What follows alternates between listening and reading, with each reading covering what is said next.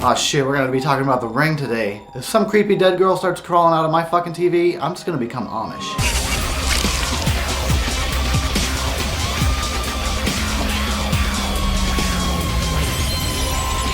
Pain has a face. Allow me to show it to you. Alright, what's up Twitches? I'm Eric Harrison and welcome to my channel where I review horror movies. Keeping it real.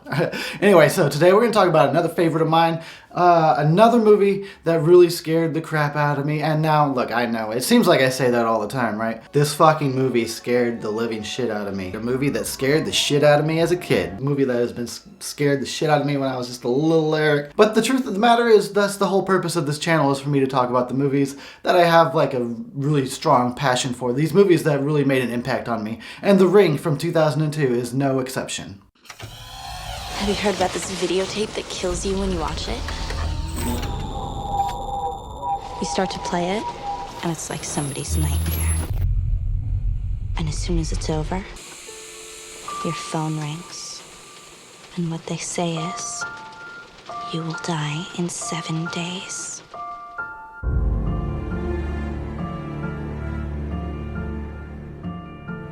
Katie told you she was gonna die. She told me. She said she didn't have enough time. Would you say that I'm gullible? No. Easily rattled? You're a little highly strung, maybe. I watched the tape.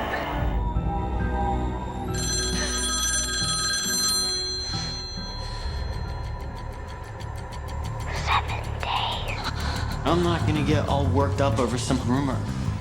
Oh, show it to me.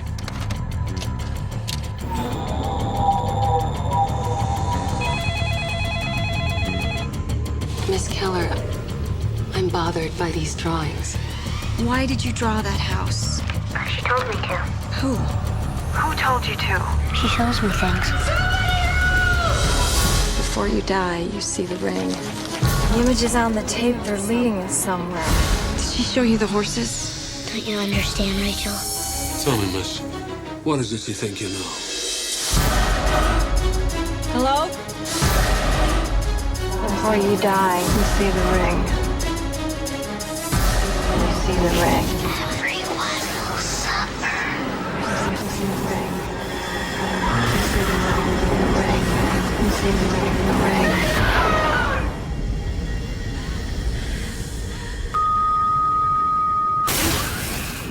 You saw it. Alright, so The Ring came out in 2002, was directed by Gore Verbinski, and it's a remake of a movie called Ringu that came out in Japan in 1998. The plot of this sucker is it's your typical urban legends movie. It's about a killer videotape with nightmarish images on it. Once you watch it, you get a phone call letting you know that your life will end in 7 days, and 7 days later, wouldn't you know it? So the main character, Rachel's niece, apparently had watched the movie and then died a week later, and so it's so mysterious, people don't really understand what's going on. Of course, nobody believes if you watch a videotape you're gonna die, so Rachel begins a investigation in order to figure out how did her niece die? Ultimately, she finds and watches the tape and finds out maybe it's not just an urban legend after all. Let me talk about my relationship with this movie. Here's how I first heard of it, right? I swear to God, this must have been back in 2002. I swear, I remember I was living in an apartment, crazy ass apartment with some crazy ass roommates, and we were chilling on the fucking couch watching TV, and the cursed tape just showed. It just played through, all the way through. I don't remember, I think it might have said The Ring, but I don't actually remember there being anything, like any credits, or any indication of what that was all about. They just showed the tape, and keep in mind, it seemed like it was about a year before the movie ever came out. So my friends we look at each other and we're like, what? Why? And I seen the cursed tape on TV, I swear to God, a few times. Like a year before the movie ever came out. They never said what it was, as far as I recall. It was just the tape. It was this weird shit. And he was like, okay. And then next thing I know, this movie, like a year later, called The Ring, comes out. And I go and see it. And I'm like, oh, that's what that shit was. That explains that. So that's where I first was like my first encounter with it was actually seeing the cursed tape on TV, and it was pretty creepy, I must admit. So yeah, I went to the theater, I believe opening night. I was pretty psyched about this one. I liked the idea of a killer videotape, and apparently everybody else did too, because this movie made bank. The theater was packed.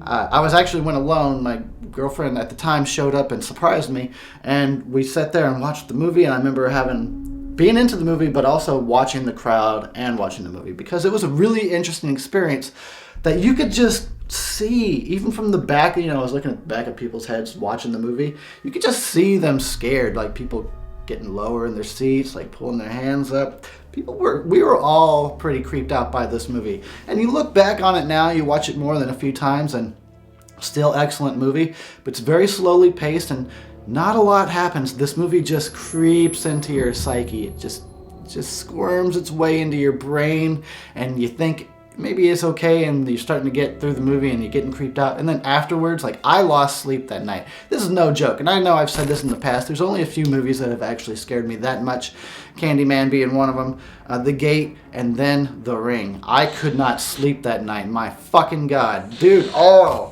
don't even know what it was. I was trying to sleep. I just imagined that little twitchy girl coming out of the fucking my closet or something. I wasn't having it. I did not sleep that night.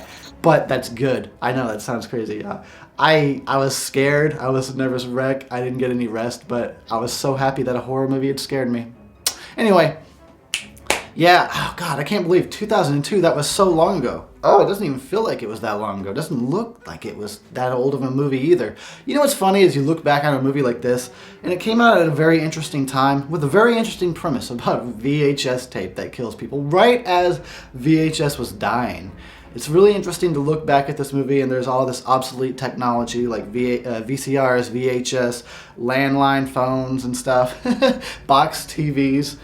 It's really funny to look back, and it's like so much has changed in just like 15 years. Video stores are gone, VHS, VCRs are gone, except for hipsters. It's really funny to watch, like to see this movie that made such a big impact came out right at the time when its central premise was becoming obsolete and extinct. Nowhere in this movie do they say the words VCR or VHS, so they clearly did not have the rights. They would just call it tape. It's a tape and a tape player. It's a videotape. Tape. Tape. Tape. Videotape. Tape. Videotape. Tape players for videos. The movie is great. You know what? One of the best things about it is because I like a slow burn, and it's a mystery. So this mystery just unravels. First of all, you get hooked, right? Like with the idea of you watch this tape and there's these crazy images and then you may die. So that's the hook. You're already hooked. So now you want to know why, how does this work? And this mystery slowly unravels over the course of the movie, and it reveals itself to you, and it just, like I said, it gets in your brain, man. Another one of the things I think is really cool about this movie, and we will be moving into spoiler territory a little bit here. I don't know why. If you've not seen The Ring, go see it and then finish this review. But, so there's a fake out at the end. But the movie, the fake out, like the movie itself and the fake out at the end where it's like, oh, you know, we just needed to find her body and put her to rest and everything's okay now. The curse will stop and you know, it's all good now. That reminds me of like late 90s paranormal thrillers like The Sixth Sense and Stir of Echoes. Oh my God, this looks like a Stir of Echoes movie. I don't know if you ever saw that one. I believe that came out in 1998, 99 I think it is. It's kind of the same. It's where it's like you get hooked with what's going on, and then the mystery slowly unravels, and then at the end it's like, okay, it's just this girl who she's a spirit and she needs like her murderers to be captured or whatever, and that'll set her free. And like at the end of The Ring, it presents itself in this way. And like I said, because of the past few movies we've had over the past few years when this came out, Stir of Echoes and The Sixth Sense, like once they revealed this fake ending of, oh, it's okay, we found her body now, we figured out who murdered her, she'll rest in peace, it's fine. And like I remember going, okay, that sounds about right, because that's what movies were doing at the time, and everybody in the theater was like relaxed. There was this exhale, like whew, and we're like, all right, we're wrapping up the movie, it's all over, and it's like the kid sets up and he goes, You helped her? Yeah. Why did you do that? and then right then, like everybody got all tense again, like what What? We weren't supposed to help her? It's fun, dude. And the fact that then the movie instills real horror in the end because it's not a happily ever after. It's not a happily ever after. And that's what I like about this shit. Plays the mystery aspect, plays the thriller, plays that whole paranormal spirit needs to be put to rest thing, but then when you think it's all over, it's like, no, it's not. This is a fucking horror movie and people are still gonna die. You're still in danger. That's the shit, dude. I love that. That's where the final nail in the coffin of like, boom, this is a home run for me. Because if it had ended the other way, I would have been like, okay. But the fact that Samara comes out of the TV and just fucking kills some dude, I was like, all right, hell yeah. They brought the horror full circle, full ring. Oh my God. Let's motherfucking rate this shit. One of my favorites, really scared me. I had a fun time watching it. I actually really was creeped out again watching the video. 4 out of 5 stars. I think it's one of the better remakes out there. Just a solid horror movie. 4 out of 5. Check it out. Damn, this thing's fucking massive in this last car.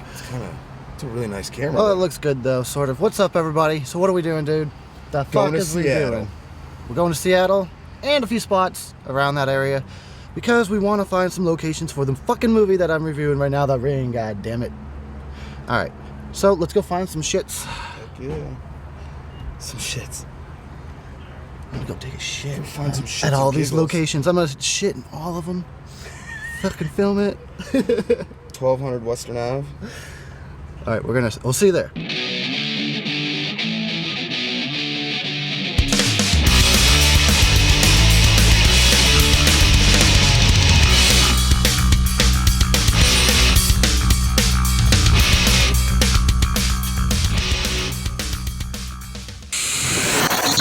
So here we are for the first stop on the tour, Ring filming locations. Naomi Watts' character Rachel and her creepy fucking son lived in this apartment building right here.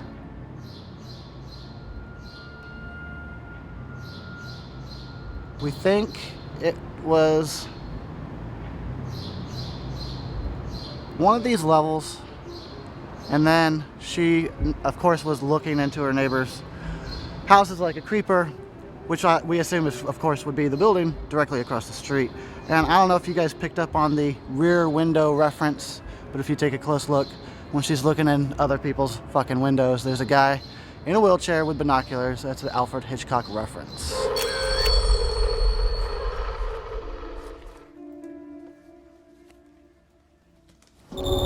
So in this spot, we found the photo lab where Rachel gets those pictures that leads her to cabin 12.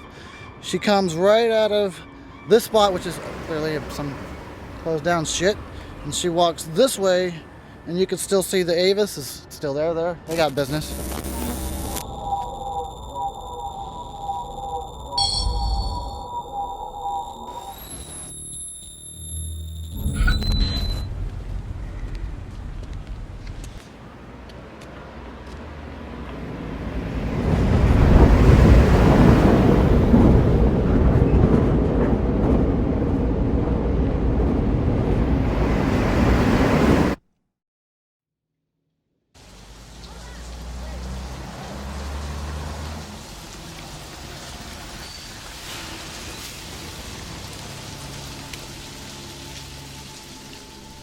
So this shot, Aiden, who fucking doesn't really have any parents and takes care of himself, he's off to school, right? Comes walking around this fucking corner right here. And then he meets his half-assed dad, who doesn't actually want to be a dad. Right about here, you'll notice, of course, there's a circular shape right between them. That doesn't signify anything. Oh my God, it's got me. Shit. So there's a scene in the movie where a dude goes and buys himself a pack of smokes, and I located the store. It's right around here somewhere, and as far as I know, nobody else ever has. So this is it right here. I guess it used to be a store, now it's a restaurant. And I located it because I could barely make out some of these features through the window. We're gonna see if I'm gonna see if I can go inside, but I was hoping it was still a store. I was gonna buy a pack of smokes.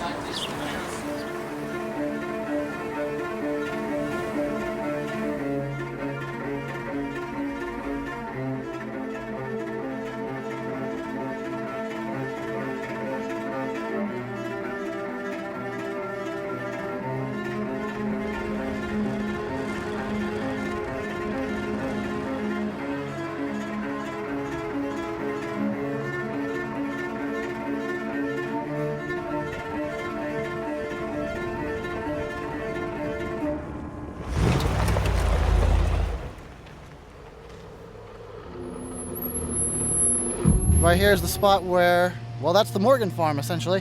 The old couple with the horses who adopted Samara, however you fucking pronounce her name. Anyway, she's a scary girl, and they would keep her, apparently, according to the movie, up there in the top by herself in the fucking barn.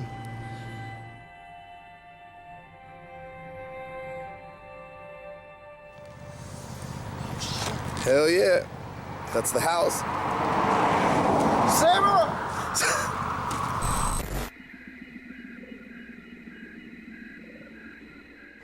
Looks like it's a real road. Looks like it starts right here, man.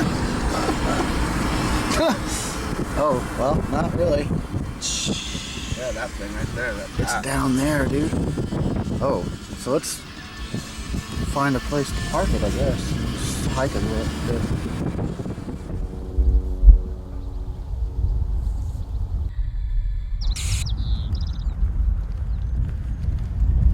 We are trying to find the cabin facade at this point. We came a long fucking ways, and we're not gonna give up just yet. I think it's right around the corner. Let's hope so. Let's hope it's there, dude.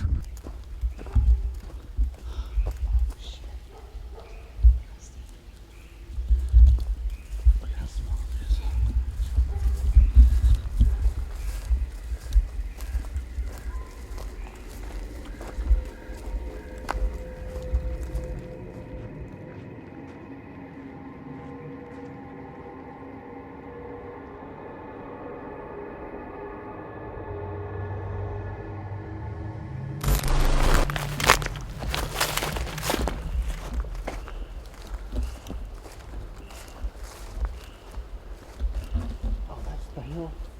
With the tree. Remember I told you that's a fake tree? Yeah. But that's the right hill. Oh, that's cool. I think that when they shot other scenes of before the cabin was built, so they had the well right here. Okay. And they shot from back here, and you can see the tree in this hill.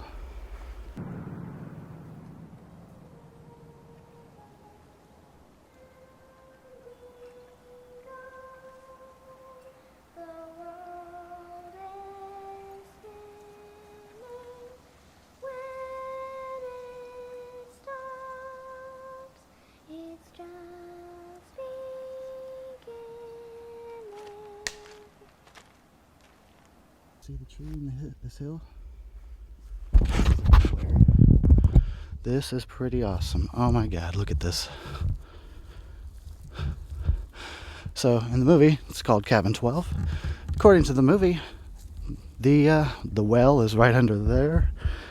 And we're not going to get in here, of course, but let's see around the sides and stuff.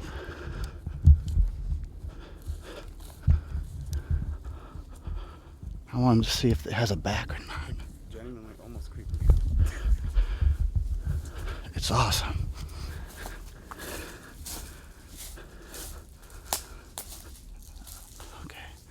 Okay, it is enclosed. I wasn't sure if it would be. It's funny because it's so small, but in the movie she walks into like a bigger place, it seems like. Look at there's just a massive amount of force. So they built this here for the production. However, 13 years ago, and they left it here. It should still sitting here. Looking awesome.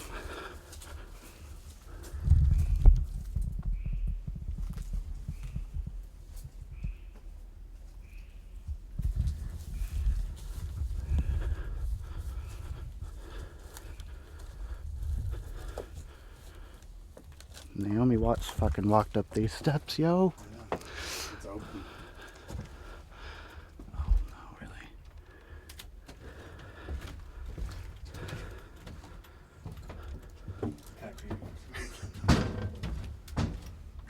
There's nobody in here. I'm glad there's not, though.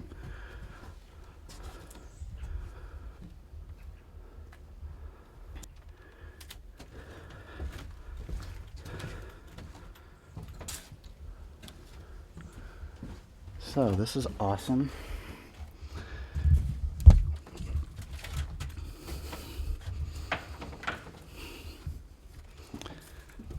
Other people have been here.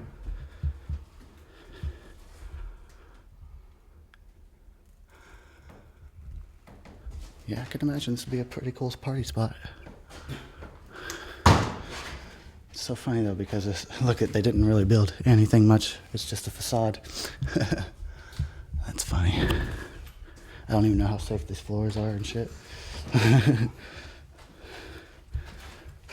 This is the shit, dude.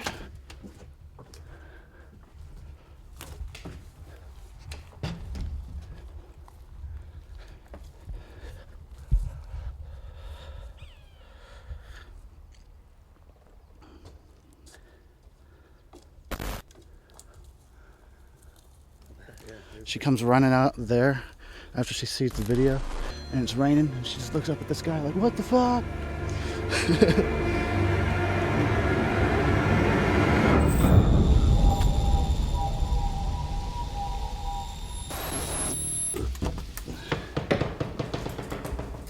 Alright, so let's see if there's anything in here. Not really. Nothing at all. It's all about the exteriors. As long as it looks like a cabin. Ooh, what is this? Deathwitch. And that's it. It's the smallest fucking place that you could ever imagine. It seemed like maybe she would have watched the movie here or here, and then she looks out the window right here, or one of these windows, and she sees the tree on the hill all lit up by the sun. The sun came through the leaves, lit them up like it was on fire. Right at sunset. Right when I watched the tape. That was everything. Something led us here. The tree, the drawing on the wall. It doesn't matter. We're too late.